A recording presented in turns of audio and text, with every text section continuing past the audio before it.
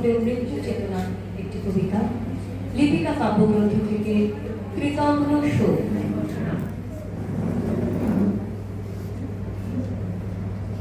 ভোরবেলায় সে বিদায় নিলে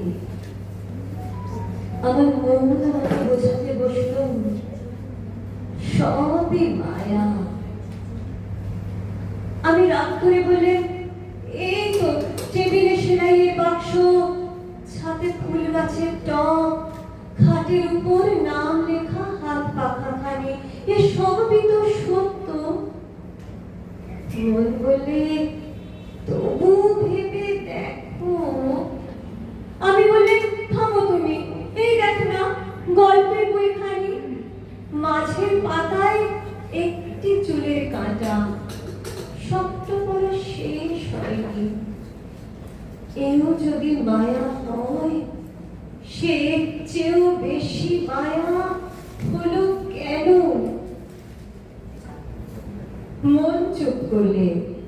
বন্ধু এসে বললে, যা ভালো তা সত্য, তা কখনো যায় না। সমস্ত জগৎ তাকে রত্নের মতো বুকের হাড়ে গেঁথে রাখে। আমি রাগ করে বললে, কি করে জানলে দেহ কি ভালো নয়? সে দেহ গেল কোনখানে? ছোট ছেলে যেমন রাগ করে মাকে মারে, বিশ্বে আমার যা কিছু আশ্রয় সমস্তকেই মারতে লাগলে। বলে, সংসার বিশ্বাসঘাতক। হঠাৎ চমকে উঠলে, মনে হলো কে বললে অকৃতজ্ঞ।